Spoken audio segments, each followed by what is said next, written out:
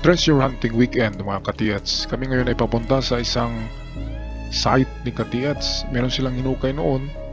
Meron daw silang nakuhang mga basag na buti dito. At meron ding bakal na kinakalawang na.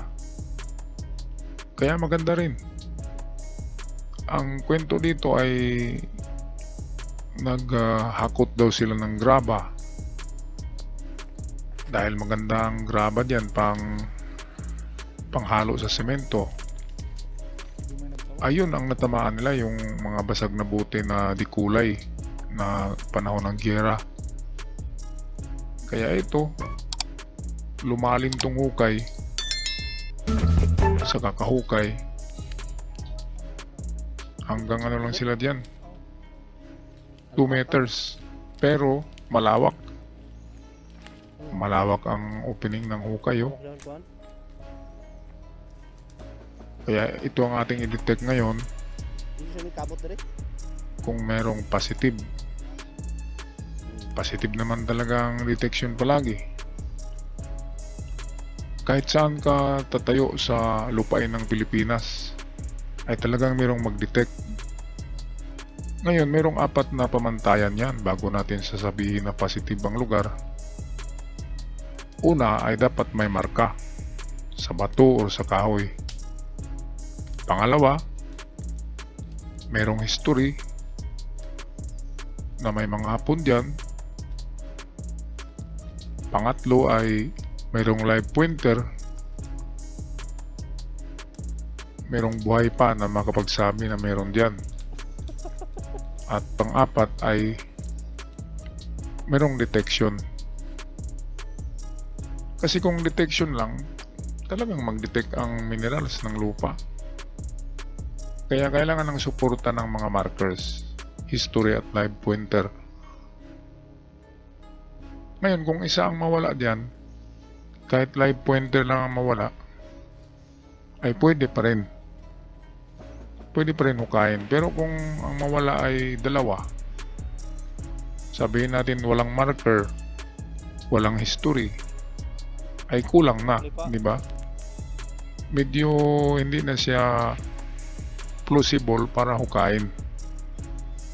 Parang kunti na lang ang tsansa na meron kapag nawala ang 2 sa 4 na pamantayan natin. Kaya yun ang laging tandaan. Meron bang history, meron bang live pointer, meron bang marker, and lastly, malakas bang detection. Kung detection lang, ang detection ay palaging nandyan. Kahit saan ka nalupalop sa Pilipinas, iikot talaga ang mga kagamitan kasi merong minerals. Ngayon kung iikot ang kagamitan na merong marka, merong marker, at doon umikot, yan, malaking porsyento na meron. Lalo na kapag merong live pointer na magsabi na diyan, i-jackpot na. Okay, so ito meron ngang detection. Ang metal detection sa mga detector, ang ibig sabihin niyan ay pwedeng hindi talaga metal, pwedeng high deposit of minerals or itong ore, mataas na deposito ng iron sa lupa, o bato na magnetic rocks, malakas din mag-detect. Pero kapag merong marka, sabi ko na kanina, may malaking bato na may marka, sign ng treasures, ayan, malaki ng pag-asa. Kaya kung kayo'y maghukay na detection lamang ang inyong pagbasihan mga Katiats, ay maghunos dili, di ba? Kailangan talaga merong marka sa bato o merong old century tree na may marka rin, may pako. Ngayon kung nakapaghukay kayo ng mga buti sa lalim na 1 meter, may mga buti doon na basag tsaka mga plato, mga bagay na gawa ng tao. Ang 1 meter ay hindi pa yan ang basihan ng mga markers. na ibinaon ng mga markers katulad ng mga basag na jars, plato, bote. Kasi kumakapal ang lupa, minsan naglandslide ang lupa, may baha kaya kumakapal. Kaya ang mga yon, kapag 1 meter lang or half meter ang pagkabaon, ay pwedeng sa ibabaw lang talaga yan ng lupa ng mga bote. Sa tagal ng panahon, kumapal ang lupa, kaya naroon na siya sa 1 meter deep. Pero kapag 2 meters or 3 meters deep matagpuan yan, yung mga bote, plato na mga basag, jars, ang ibig sabihin yan, sadyang ibinaw na talaga yan para gawing marker. So diyan na tayo magsabi na positive. Kaya palagi tayong na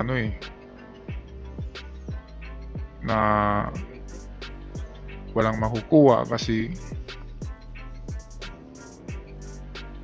kakita lang tayo ng mga basag na bote, sabihin natin na markers na ito. Oo nga, marker yan kapag nasa 2 meters or 3 meters deep.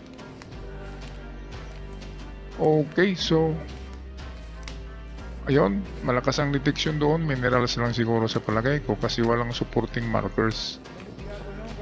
Pero pwedeng hukayin kung walang ginagawa at wala ng mga sites, ay pwedeng doon.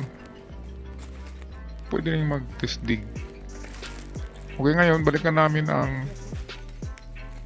yung ating rinitwalan. Ay naghukay na doon sila ka-TH, kaya atin i-detect yung pinagritwalan na Katmon tree. Ay meron na silang hukay doon, mga nasa 2 meters deep na yata.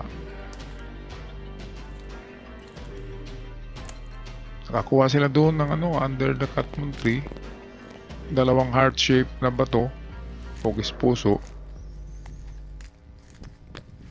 Kaya pwedeng pwedeng mga signs. Pero para masigurado, kailangan may mga sumusunod pa na mga signs.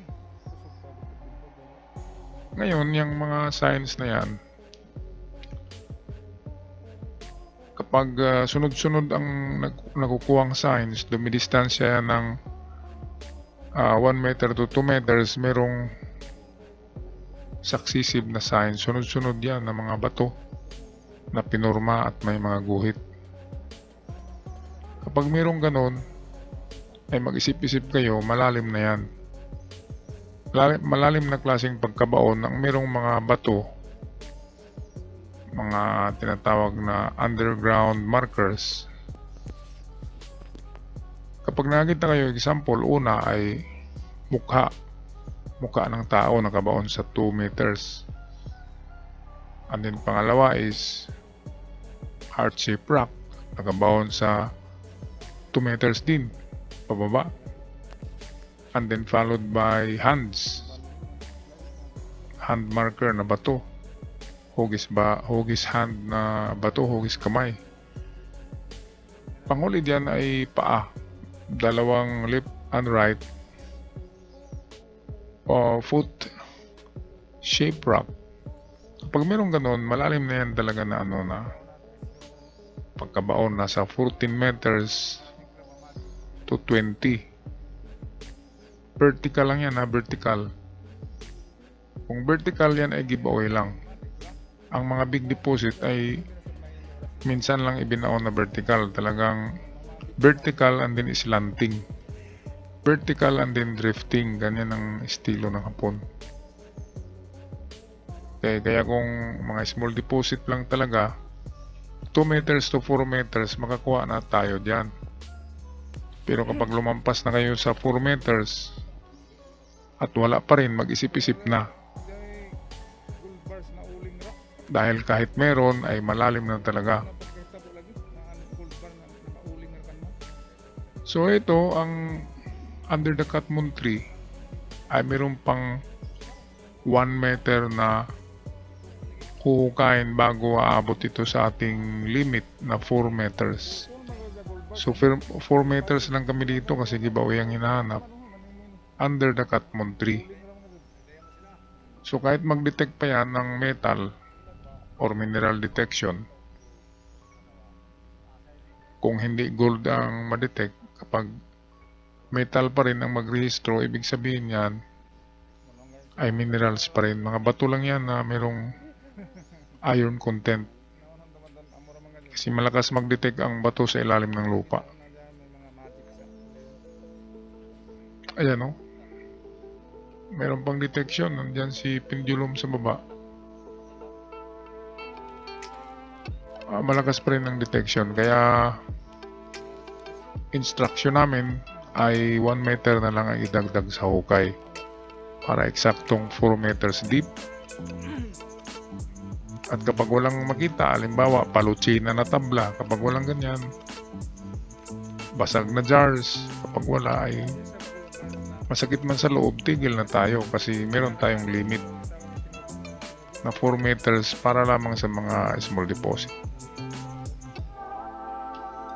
Okay, ganyan lang para hindi tayo magagasto ng malagit. Kailangan talagang merong limit. Dapat alam natin kung anong pinupuntirya natin, giveaway ba o big deposit. Isa pa, kapag malalim na ang hukay beyond 4 meters, ay kailangan na natin ng casing or timbering. At dyan na kayo magagasto ng malaki kasi kailangan nyo na ng panday. Ipapako yan, lalagariin, at lalaki ang gastos. Aanin mo ang kayamanan kung wala ka na, di ba? Aanin mo ang damo kung patay na ang kabayo. Kailangan buhay ang kabayo. Yung sabihin natin aanin ang damo, aanin ang ginto. Kung wala ka na, nagkasakit ka na. So, hindi lahat ay para sa ginto. Maganda ay mag-iwan tayo para sa sarili. Alright? So kami ay pauwi na mga katiyats. Hanggang sa muli. Maraming salamat. At huwag kalimutan mag-subscribe. Paalam!